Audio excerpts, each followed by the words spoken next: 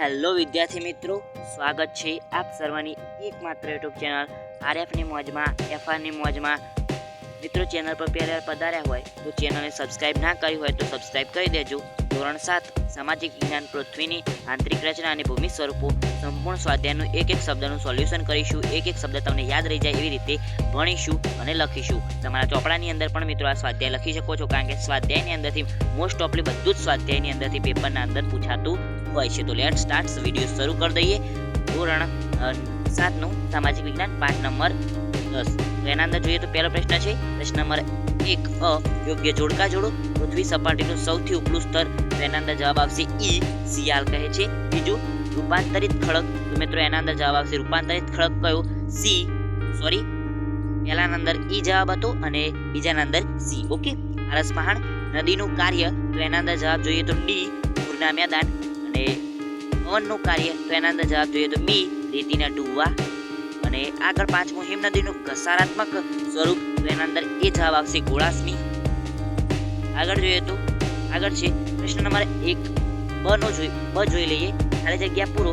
પૃથ્વીનું સૌથી આંતરિક સ્તર ખાલી જગ્યા નામે ઓળખાય છે, તો ભૂગર્ભ નામે ઓળખાય છે. બીજો પ્રશ્ન છે અનાજ પીસવા માટે ખાલી જગ્યા પથ્થરનો ઉપયોગ થાય છે, તો ગ્રેનાઇટ પથ્થરનો ઉપયોગ થાય છે. ભૂકવચની નીચે જે સ્થાને કંપનીની શરૂઆત થાય તેને ઉદ્ગમ કેન્દ્ર કહે છે. ઓકે, સમજી ગયો. સમુદ્ર મોજાના ઘસારણથી દિવાલ જેવા રચાતા ભૂ સ્વરૂપને સ્ટેક નામે ઓળખાય છે. પવનની ગતિ ઘટતા માટીના કણ જમીન પર પથરાય તેને ડુવા કહે છે, ડુવા. ઓકે, આગળ જોઈએ તો એક વાક્યમાં ઉત્તર લખો. શિયાળ સ્તર મુખ્યત્વે કયા ખનિજ તત્વોનું બનેલું છે? તો શિયાળ સ્તર મુખ્યત્વે સિલિકા અને એલ્યુમિનિયમ જેવા ખનિજ તત્વોનું બનેલું છે. આ બીજો પ્રશ્ન જોઈએ. ખડકોના મુખ્ય 3 પ્રકારો જણાવો. તેના અંદર જોઈએ તો પહેલો અગ્નિકૃત ખડક, બીજો જળકૃત કે પ્રસ્તર ખડક, અથવા ત્રીજો રૂપાંતરિત ખડક. ઓકે, આગળ જોઈ લઈએ. આંતરિક અગ્નિકૃત ખડક એટલે શું? તેના અંદર જોઈએ તો પૃથ્વી સપાટી નીચે ક્યારેક ભૂકવચની અંદર ઊંડાણમાં મેઘવા લાવારસ ઠરવાથી રચાતા નક્કર અગ્નિ ખડકોને આંતરિક અગ્નિકૃત ખડક કહે છે.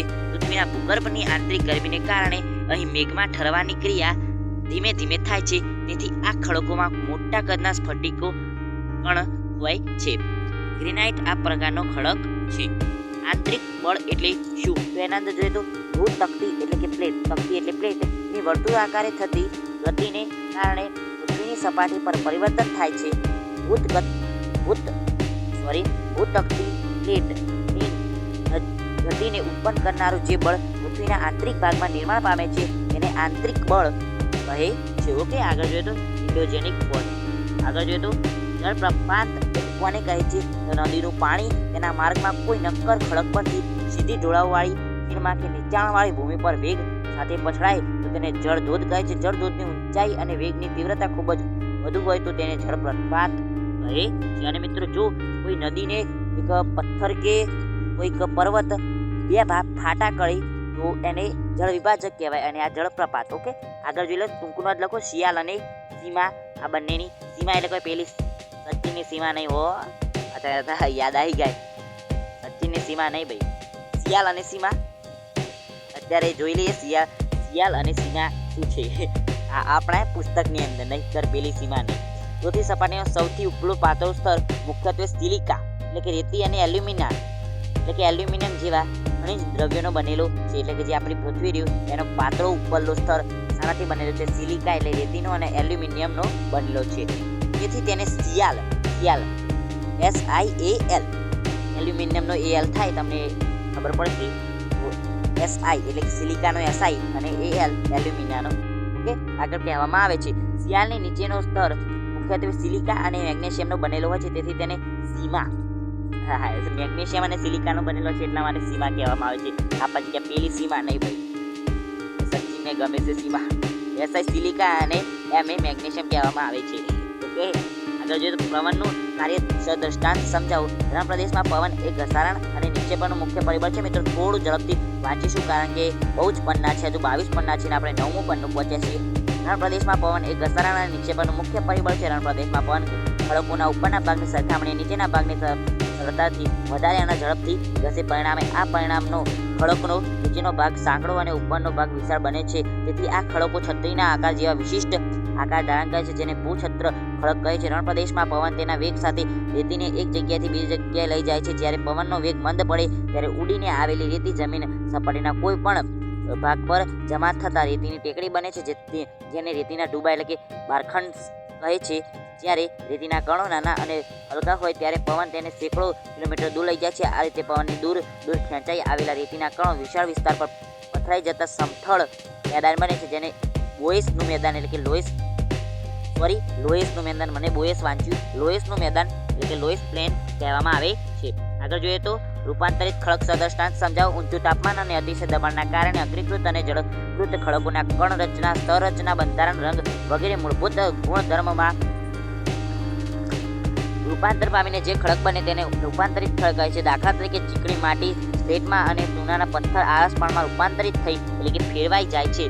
ઉપરાંત રૂપાંતરિત ખડકોમાં ક્વાઇઝાઇટ, ગ્રેફાઇટ, હીરા વગેરે મળી આવે છે. આગળ જોઈ લે નીચેના પ્રશ્ન ટૂંકમાં ઉત્તર લખો. પૃથ્વીની આંતરિક રચના અને આકૃતિ સહ સમજાવો. તો પૃથ્વી ડુંગળીની જેમ એક ઉપર એક સ્તરની ગોઠવાયેલ અનેક સ્તરોની બને છે. પૃથ્વી સપાટીના સૌથી ઉપલા સ્તરને ભૂકવચ કહે છે. તે સૌથી પાતળું સ્તર છે. તે ભૂમિખંડ અને આશરે 35 કિલોમીટર સુધી હોય છે.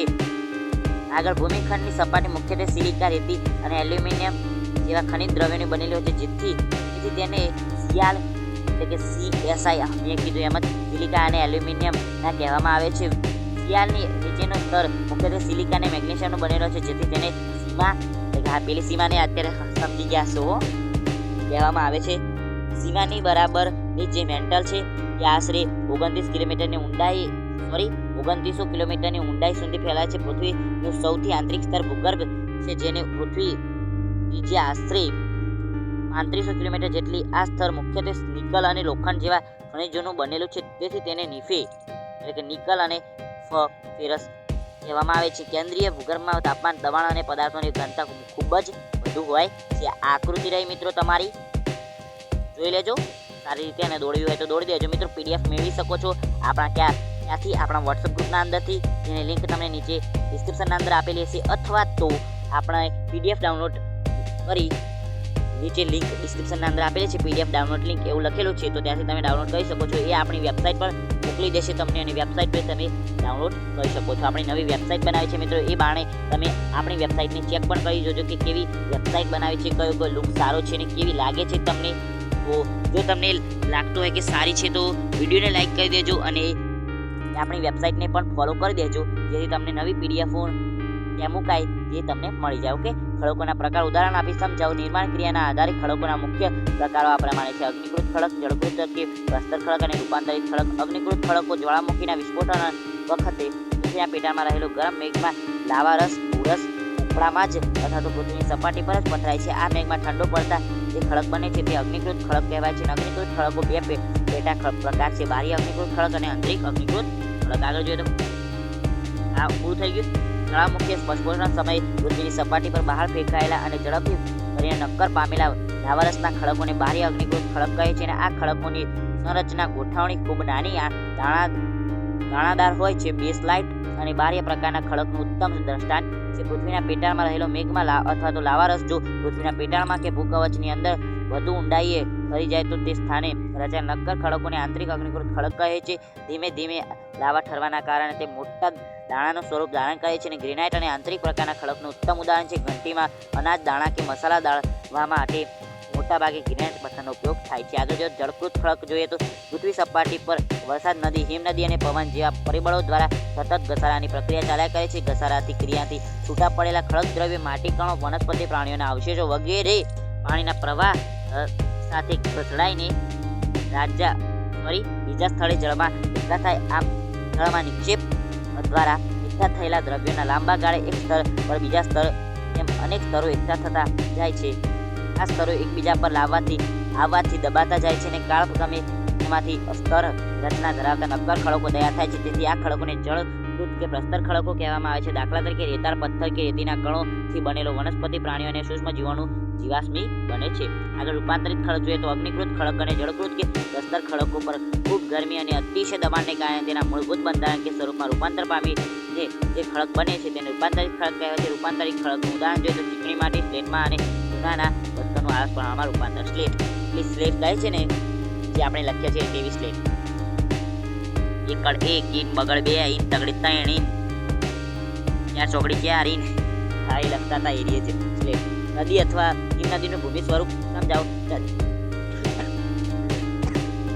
નદીનું ભૂમિ સ્વરૂપ નદીનો પ્રવાહ તેના માર્ગમાં કોઈ નક્કર ખડક પરથી સીધી ઢોળાવવાળી ખીણમાં કે નીચાણવાળી ભૂમિ પર વેગ સાથે પછાય છે ત્યારે નીચે ચડાતા જળ પ્રવાહને જળપ્રપાત કે જળ ધોધ કહે છે. નદી જ્યારે મેદાની પ્રદેશમાં પ્રવેશ કરે છે ત્યારે તે વળાંક વાળા માર્ગે વહે છે. નદીના આ મોટા વળાંકો સર્પાકાર વહન માર્ગે કહેવાય છે. નદી તેના સર્પાકાર વહન માર્ગના કિનારા પર સતત ઘસારણ અને નિક્ષેપણનું કાર્ય કરે છે. સમય જતા આકારો વળાંકો ખૂબ જ નજીક આવે છે ત્યારે તે ગોળાની નાળ જેવા આકાર કે વર્તુળાકાર ધારણ કરે છે. નદીની આ અવસ્થામાં નદીમાં પૂર આવે છે ત્યારે નિક્ષેપણ જ વળાંક વચ્ચેના ભૂમિભાગો નદી પ્રવાહની કપાઈ જાય છે અને નદી તેનો લાંબો માર્ગ છોડીને સીધો માર્ગ ગ્રહણ કરે છે. નદીના છોડેલા નાળ આકાર ભાગમાં પાણી રહી જાય છે. પરિણામે ત્યાં નળાકાર સરોવર રચાય છે.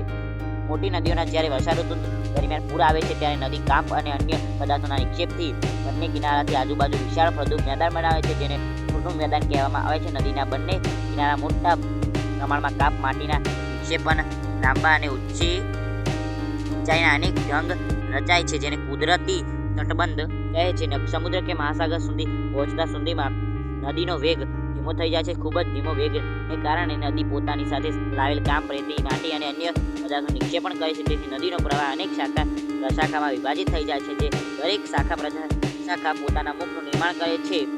બધા મુખોના નિક્ષેપણના જથ્થાથી અતિ ફળદ્રુપ મુખ ત્રિકોણ પ્રદેશ ડેલ્ટા બને છે. ઓકે, આગળ જોઈ લે. સમજી ગયા છો હિમનદીનું ભૂમિ સ્વરૂપ.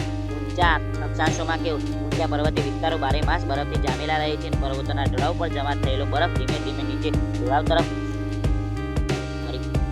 ખસવા લાગે છે. આ પ્રમાણે ધીમે ધીમે સરકતા હિમના પ્રવાહને હિમનદી કહે છે. હિમનદી તેના નીચેના નક્કર ખડકોથી ગોળા, માટી અને પથ્થરોનું ઘસારણ કરી વિશિષ્ટ કે ગોળાશ્મી ભૂ દ્રશ્ય બનાવે છે. તદુપરાંત કહેવાય પણ તંદુ અને પરાંત લખ્યું છે એટલે તદુપરાંત જ કહેવાય. હા, પછી લાગે તંદુ અલગ ને પરાંત અલગ એવું નહીં. હિમનદી ઘસારણ દ્વારા યુ આકારની ખીણ બનાવે છે. તદુપરાંત એને કહેવાય. હિમનદી ઊંડા કોતરોનું નિર્માણ કરે છે. પર્વતીય ક્ષેત્રોમાં બરફ પીગળાવાથી તે કોતરોમાં પાણી ભરાઈ જાય છે. પરિણામે ત્યાં સુંદર સરોવર એટલે ટાણ બની જાય છે. હિમનદી પોતાની સાથે લાવેલા નાના મોટા ખડકો, રેતી, કાંકરા વગેરે નિક્ષેપિત થાય છે અને આ નિક્ષેપ દ્વારા હિમનદી તેના પ્રવાહ વચ્ચે એકરી જાય એટલે કે ડ્રમ લઈને ભૂમિ સ્વરૂપની રચના કરે છે. ઓકે મિત્રો, નમસ્કાર, આવજો. Thanks for watching. મિત્રો, વિડીયો જોવા બદલ આપ સર્વ વિદ્યાર્થી મિત્રોનો આભાર. તો આશા કરું છું કે વિડીયો તમને બધાને જ ગમ્યો હશે. તો ચેનલ પર પહેલી વાર હોય પણ ચેનલને પહેલી વાર જ જોયું હોય, ચેનલ પહેલી વાર જ દર્શન કર્યા હોય તો પેલો બેલ આઇકન, જે બેલ કહેવાય ને મંદિરના અંદર જેમ બેલ હોય એવી રીતે બેલ આઇકન આપણું સબસ્ક્રાઇબ બટન દબાવી દેજો અને ખખડાવી દેજો. ઓકે, તો આ હતો મિત્રો આપણો વિડીયો. તો આની સાથે આપણે રજા લઈએ છીએ. મિત્રો, પીડીએફ મેળવી શકો છો. પીડીએફ ડાઉનલોડ લિંક એવું લખેલું આવશે નીચે ડિસ્ક્રિપ્શનના અંદર, અને ના મળે તો બીજા વિડીયોના અંદર પણ તે વેબસાઇટ પર વિઝિટ કરી શકો છો. વેબસાઇટ પર મુકાઈ ગયું છે. ઓકે, તો આવજો. તાતા, ગુડ બાય, ટેક.